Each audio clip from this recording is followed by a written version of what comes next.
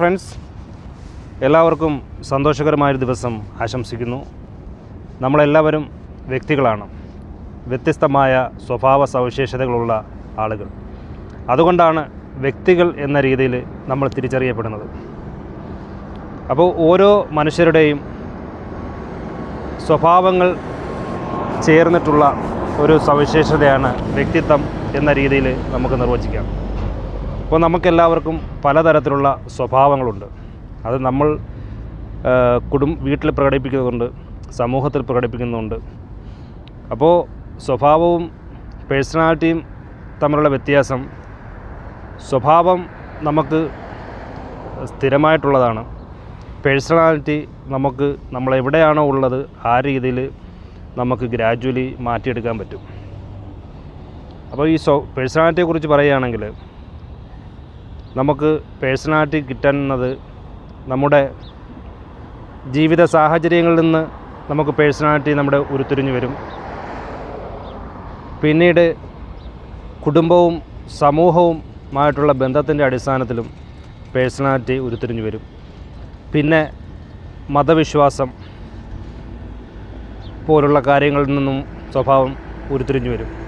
അപ്പോൾ ഇതെല്ലാം കൂടെ ചേർന്നിട്ടുള്ള മനുഷ്യന് കിട്ടുന്ന സ്വഭാവങ്ങളുടെ ഒരു കൂട്ടമാണ് പേഴ്സണാലിറ്റി എന്ന് നമുക്ക് പൊതുവേ പറയാം.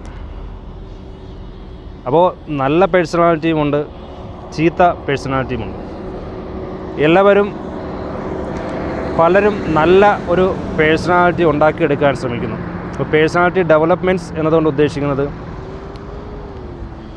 പേഴ്സണാലിറ്റി അത്ര പോരാ, അല്ലെങ്കിൽ നമുക്ക് നമ്മുടെ മേഖലയിൽ കുറച്ചുകൂടി വളരുന്നതിനും, അല്ലെങ്കിൽ നമ്മുടെ പേഴ്സണാലിറ്റി മോശമാണ് ഇത് നമുക്ക് തോന്നി തുടങ്ങുന്നിടത്ത് നിന്നാണ് നമ്മൾ അതിനു വേണ്ടിയുള്ള മാറ്റത്തിന് വേണ്ടി ശ്രമിക്കുന്നത്. അപ്പോൾ ഒരു പേഴ്സണാലിറ്റി, നല്ലൊരു പേഴ്സണാലിറ്റിയിൽ ഉൾപ്പെടുന്നതാണ് സെൽഫ് കോൺഫിഡൻസ്. നല്ലൊരു പേഴ്സണാലിറ്റി ഉള്ള ആളിന് എപ്പോഴും സെൽഫ് കോൺഫിഡൻസ് ഉണ്ടായിരിക്കും. അപ്പോൾ അതുപോലെ തന്നെ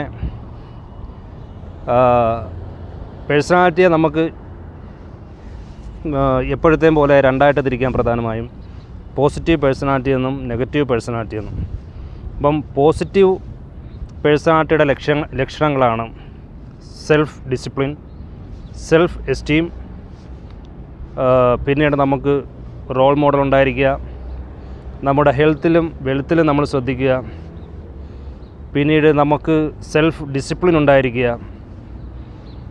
പോസിറ്റീവായിട്ടുള്ള ഒരു ആറ്റിറ്റ്യൂഡ്, അഭിനന്ദനങ്ങൾ, ഗ്രാറ്റിറ്റ്യൂഡ്, ഇതെല്ലാം നമ്മുടെ വ്യക്തിത്വത്തിൻ്റെ ഭാഗമാണ്. അപ്പോൾ ഇതൊക്കെ നമ്മുടെ ജീവിതത്തിൻ്റെ ഭാഗമാക്കുന്നതോടുകൂടി നമ്മുടെ ജീവിതശൈലി മാറുകയും നമ്മുടെ വ്യക്തിത്വം ഡെവലപ്പ് ആവുകയും ചെയ്യും.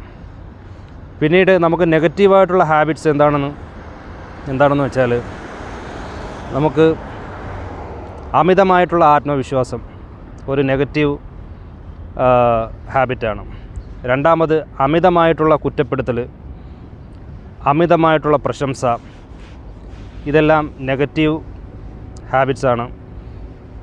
അപ്പോൾ പിന്നീട് നീട്ടിവെക്കൽ, ഇത് നെഗറ്റീവ് ഹാബിറ്റാണ്.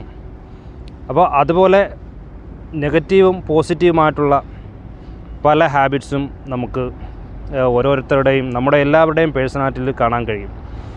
അപ്പോൾ നമ്മുടെ പേഴ്സണാലിറ്റി മാറ്റുന്നതിന് വേണ്ടി നമ്മൾ ശ്രമിക്കുന്നത് പലപ്പോഴും ഒരു ലക്ഷ്യം സെറ്റ് ചെയ്യുമ്പോഴോ, അല്ലെങ്കിൽ അപമാനിക്കപ്പെടുമ്പോഴോ, അല്ലെങ്കിൽ വിചാരിച്ചതിൻ്റെ അത്രയും കാര്യങ്ങൾ അല്ലെങ്കിൽ വിചാരിച്ച കാര്യങ്ങൾ വിചാരിച്ചതിൻ്റെ കാട്ടി വളരെ കുറച്ച് മാത്രം നമുക്ക് നേടാൻ കഴിഞ്ഞതും ഒക്കെയാണ് വ്യക്തിത്വം ഡെവലപ്പ് ചെയ്യാൻ നമുക്ക് തോന്നുന്നതിൻ്റെ കാരണങ്ങൾ. അപ്പോൾ നല്ല വ്യക്തിത്വം എപ്പോഴും എല്ലാവരും, സമൂഹവും ഫാമിലിയും എല്ലാം ഇഷ്ടപ്പെടുന്ന രീതിയിലാണ്. നെഗറ്റീവ് ആയിട്ടുള്ള പേഴ്സണാലിറ്റി സമൂഹത്തിൽ നിന്നും മനുഷ്യനെ ഗ്രാജ്വലി അകറ്റിക്കൊണ്ടിരിക്കും, മനുഷ്യന്മാരുടെ ഇഷ്ടങ്ങൾ നഷ്ടപ്പെട്ടുകൊണ്ടിരിക്കും. അപ്പോൾ എല്ലാവരും നല്ലൊരു പേഴ്സണാലിറ്റി ഉണ്ടാക്കണമെങ്കിൽ പ്രധാനമായും നമുക്ക് ഒരു വ്യക്തമായ ഗോളുണ്ടായിരിക്കുക, ഒരു റോൾ മോഡൽ ഉണ്ടായിരിക്കുക, അപ്പോൾ ഇതൊക്കെ നമ്മളെ പേഴ്സണാലിറ്റി മാറ്റങ്ങൾ വരുത്താനും ഒക്കെ ഉപകരിക്കും. അപ്പോൾ ഇമേജ് മാനേജ്മെൻ്റ് ഒരു കോൺസെപ്റ്റ് ഈ അടുത്ത കാലത്തായിട്ട് ഉണ്ട്. അപ്പോൾ പേഴ്സണാലിറ്റിയുടെ ഭാഗം തന്നെയാണ് ഇമേജ് മാനേജ്മെൻറ്റും. നമ്മൾ എന്താണോ സമൂഹത്തിൽ നമ്മളെക്കുറിച്ച് മറ്റുള്ളവർ കാണുന്നത്, അവർ നമ്മളെക്കുറിച്ച് മനസ്സിലാക്കുന്നത്, അതാണ് നമ്മുടെ വ്യക്തിത്വം. അപ്പോൾ സമൂഹത്തിന് ഉതകുന്ന രീതിയിലുള്ളൊരു വ്യക്തിത്വം ഡെവലപ്പ് ചെയ്തെടുക്കാൻ നമ്മളെല്ലാവരും റെഡിയായിരിക്കണം, സന്നദ്ധത ഉണ്ടായിരിക്കണം. അപ്പോൾ എല്ലാവർക്കും എല്ലാവിധ ആശംസകളും. Thank you very much.